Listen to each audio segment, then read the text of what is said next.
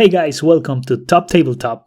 I'm Gab Zúñiga and today I will show you how to play Imhotep. Imhotep is a competitive game for 2 to 4 players where you transport stones to build different monuments and become the best Egyptian master builder. The components are 5 boards, 1 scoring track, 8 chips, 4 sleds, 120 stones, 21 round cards, and 24 market cards.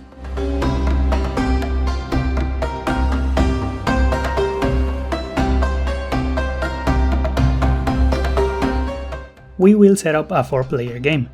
Place the scoring track, the 5 boards with the A side face up, and the 8 chips. There are 7 round cards for 2, 3, and 4 players. Take the 7 corresponding cards and discard 1 randomly. Shuffle the remaining 6 and place them next to the chips. Shuffle the market cards and place them next to the market board. Each player chooses a color and takes the corresponding sled. Decide who will be the starting player, who gets 2 stones of their color, and going clockwise, each player takes 1 more stone than the previous player. Everyone places a stone of their color in the starting space of the scoring track. The rest of the stones are placed nearby to form the quarry, and the game is ready to begin.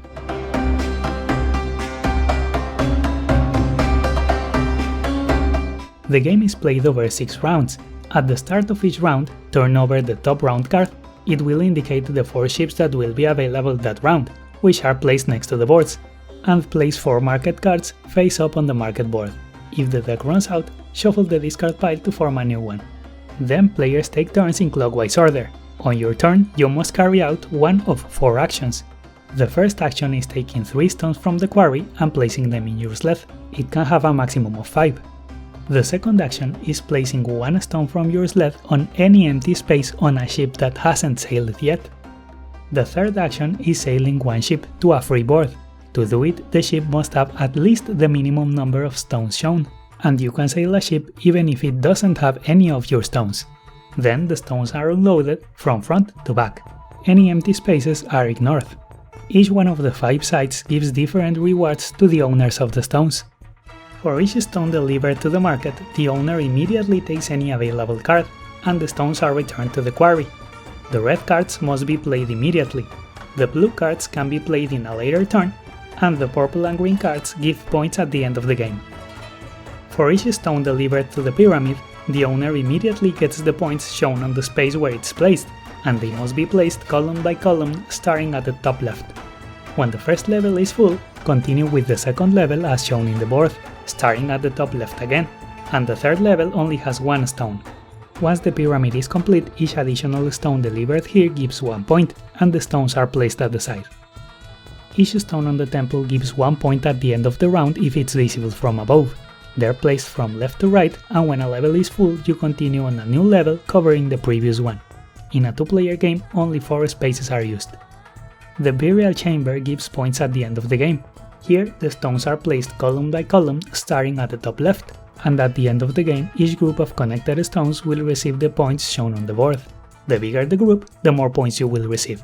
And if you have a group bigger than 5, you get 2 points for each additional stone. And the obelisks also give points at the end of the game. Here the stones are delivered to the space of your color and each player will build a tower. And at the end of the game, points will be given depending on the number of players, with the tallest tower getting the most points.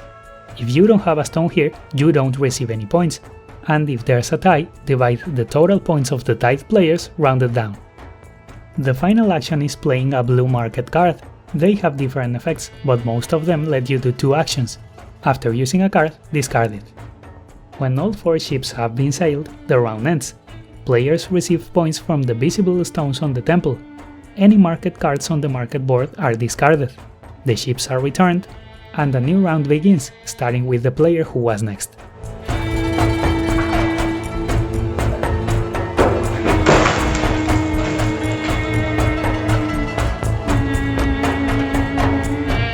The game ends after 6 rounds. At the end of the game, players receive points from the burial chamber and the obelisks. You also receive points from your green and purple cards.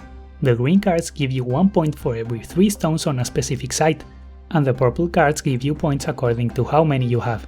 And finally, each unused blue card gives you 1 point. The player with the most points is the winner. If there's a tie, the player with more stones on their sled wins, and if there's still a tie, the victory is shared. There's a variant where you have to deliver at least 1 stone to the 4 building sites by the end of the game, or you lose 5 points. And also, all the boards have a B side which are slightly different.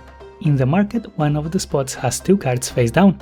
If you choose it, you pick them both, keep one, and discard the other.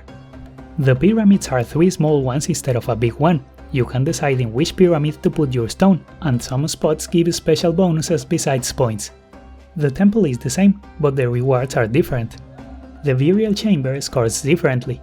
Each row gives the shown points depending on who has more stones. And in the obelisks, the stones are delivered to the colored spaces first, and when the third stone arrives, they're all stacked in the next free space with the highest value, and the owner gets those points immediately. Once you're familiar with the game, you can play with the B sides, or you can mix A and B. If you like the video, don't forget to give it a like and subscribe. It really helps the channel. Thanks for watching and see you on the next video.